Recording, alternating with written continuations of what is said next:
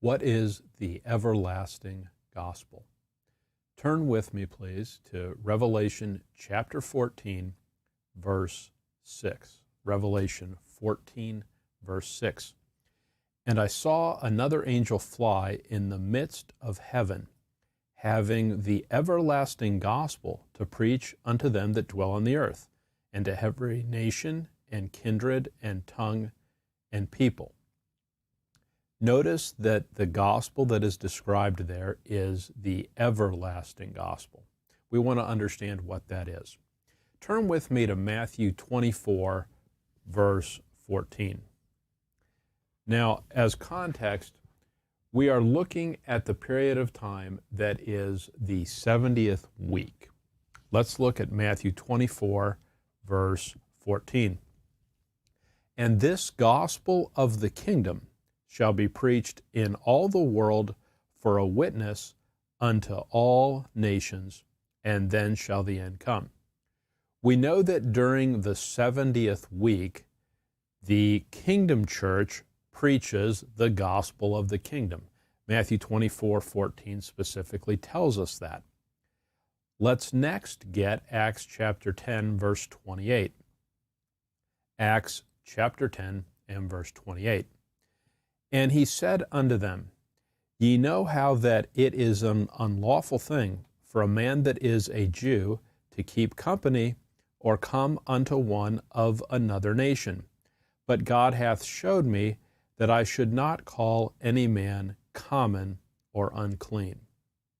Acts 10:28 is a very helpful verse. Acts 10 is a long time after Matthew 28. Matthew 28, the so-called Great Commission, has the 12 going to all nations. Well, Acts 10 helps explain how to understand that commission.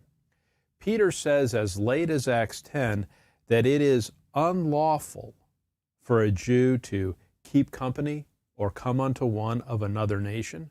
What that tells you is the Matthew 28 commission was not to preach the kingdom gospel to Gentiles, because in Acts 10, Peter specifically says that he wouldn't do that.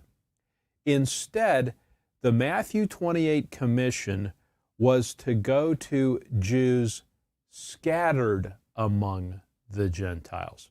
If you think about what happened in the Old Testament, one of God's judgments upon Israel and Judah was that they were to be scattered among the nations of the world.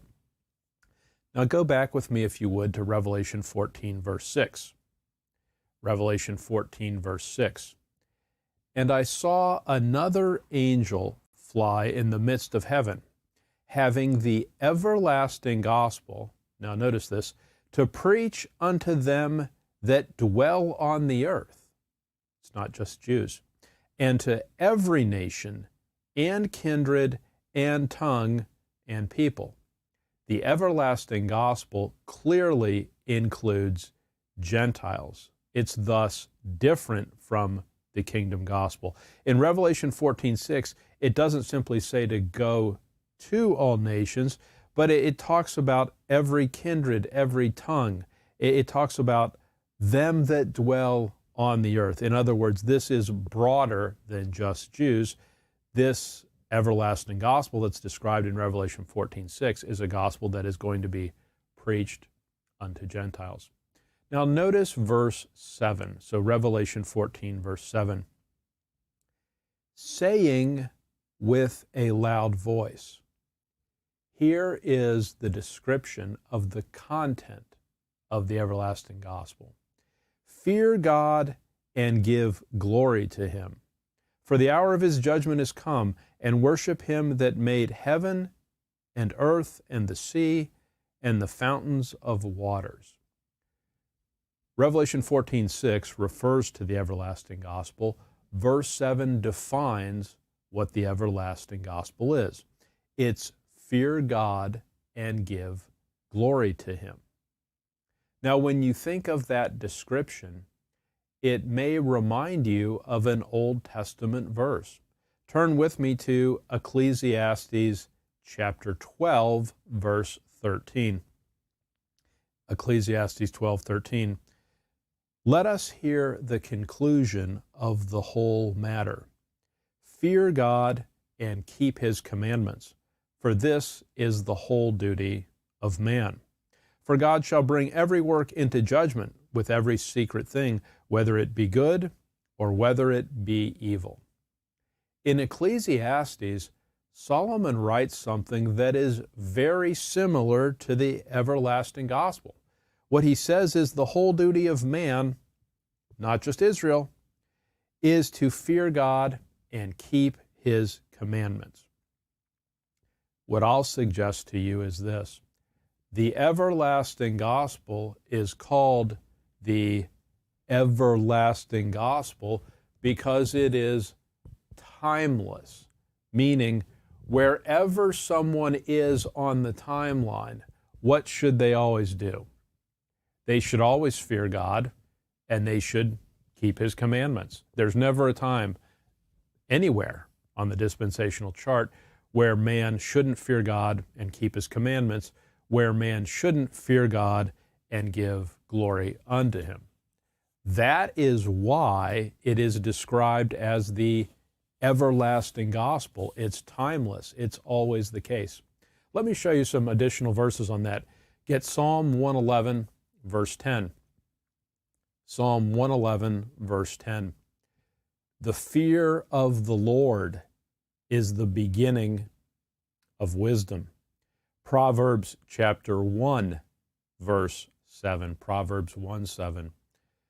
The fear of the Lord is the beginning of knowledge. Proverbs 9, verse 10. Proverbs chapter 9 and verse 10. The fear of the Lord is the beginning of wisdom. Now, people sometimes think, well, those verses on the fear of the Lord that are in Proverbs, that was for back then, and those don't really apply today during the dispensation of grace. Get 2 Timothy chapter 1, verse 7. Here's a verse that people often quote, and I think they're misapplying it. 2 Timothy 1, verse 7. For God hath not given us the spirit of fear, but of power and of love and of a sound mind. And so some will say, well, we shouldn't have the fear of God today because God hath not given us a spirit of fear. So we shouldn't fear God. I'll tell you that's not what the verse is saying. What 2 Timothy 1 verse 7 is saying is not to have the fear of man. 2 Timothy 1 is not saying not to have the fear of God. Now you say, well, how do you know that? Look with me at Romans chapter 3, verse 18.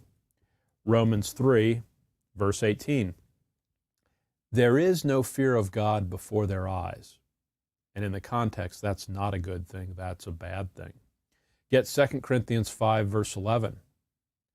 2 Corinthians 5 and verse 11.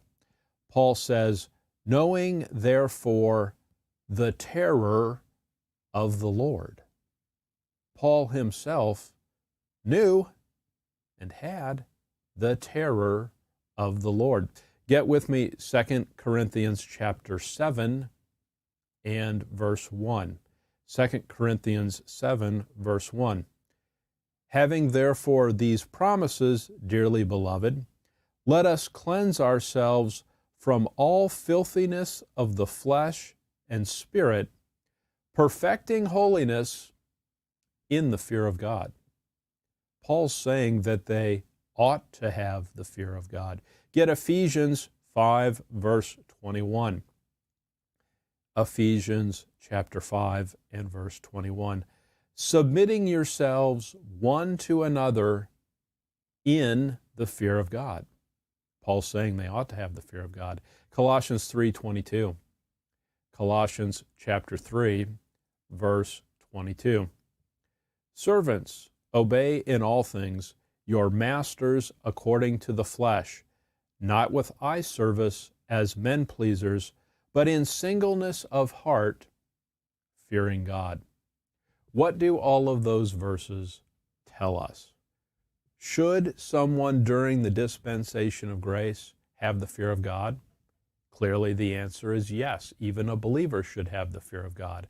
Having the fear of God is a timeless truth. It doesn't matter where you are on the dispensational chart, you ought to have the fear of God. So what then is the everlasting gospel described in Revelation 14?